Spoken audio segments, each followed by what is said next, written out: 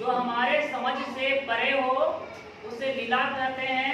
इसलिए श्री कृष्ण के बचपन की लीला को बाल लीला कहते हैं। राम के द्वारा किया गया कृत्य को राम लीला कहते हैं। कृष्ण के द्वारा किया गया कृत्य को कृष्ण लीला कहते हैं। बाल लीला के कवि हैं सूरदास।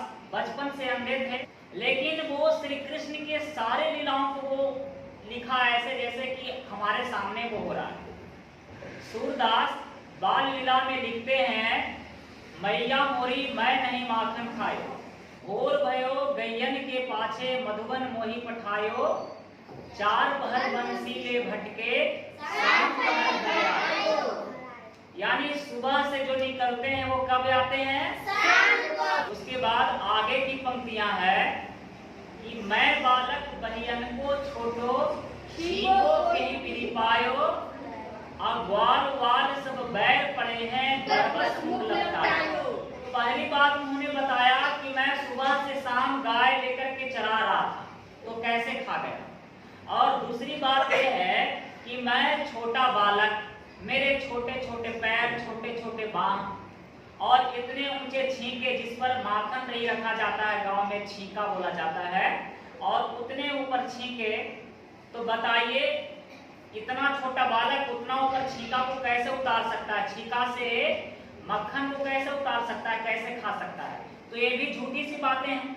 आगे श्री कृष्ण कहते हैं, तू जननी मन की अति भूरी, इनके कही पति आयो, जिया तेरे कछु भेद उपजी हैं, जानी पराया जायो। श्री कृष्ण कहते हैं माता जी तो बहुत भोली है, किसी के बात पर आ जाती है। सब सही बोलते हैं कि मैं तुम्हारा अपना बेटा नहीं हूँ और इसीलिए ना तुम मुझको डांटती हो, मुझको मारती हो। ये सुनने के बाद माँ यशोदा भावुक हो जाती है और श्री कृष्ण कहते हैं कि यह ले अपनी लकुटी कमरिया बहुत नहीं नाच नचायो, सूरदास तब बिहस यशोदा लय उरे कंठ लगायो, मैया मोरी मैं नहीं माखन खायो। तो श्री कृष्ण कहते हैं कि देखो अपना लाठी लो और अपना एक कमरिया लो, मतलब कमली लो। अब हम गाय नहीं चराने जाएंगे तो हमारे साथ बहुत अत्याचार कर रही हो माता जी, और तुम दूसरा के बात पर आके हमको डांटती हो। हालांकि श्री कृष्ण चोरी भी किए हैं, माखन भी खाए हैं और ऐसा ऐसा दलील दे दिए हैं कि माता जी भावुक हो गई है।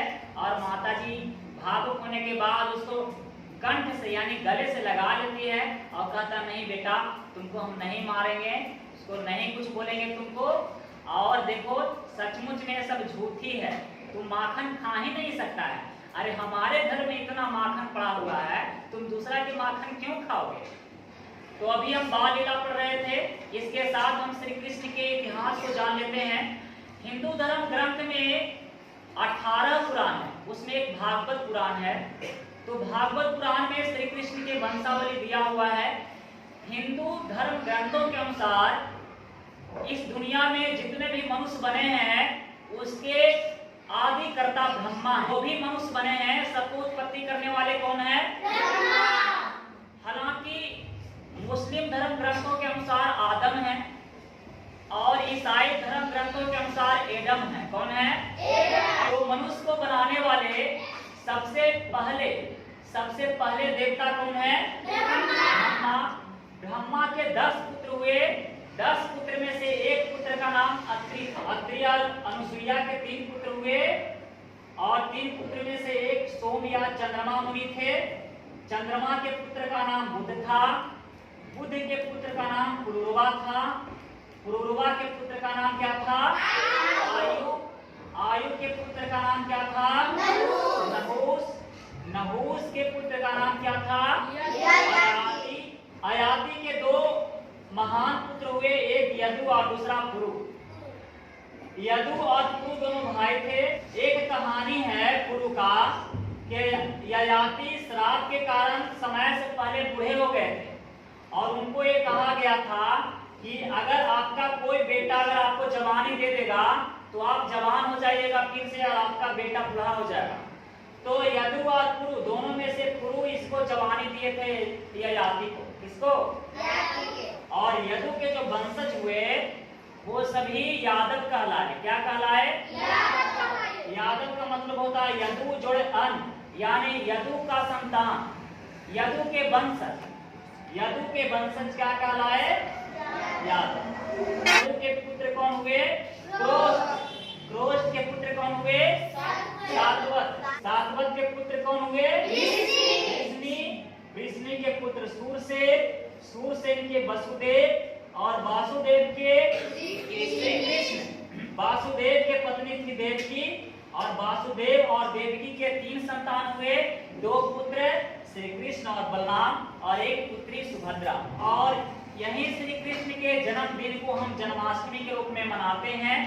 तो जन्माष्टमी आने वाला है। श्री कृष्ण अर्जुन को कुरुक्षेत्र में गीता का उपदेश दिए थे, जो श्रीमद् भागवत गीता के नाम से जाना जाता है। और ये श्रीमद् भागवत गीता आज दुनिया में सबसे महानतम पुस्तकों में से गिना जाता है, क्योंकि श्री कृष्ण आम आदमी नहीं थे, महान पुरुष थे।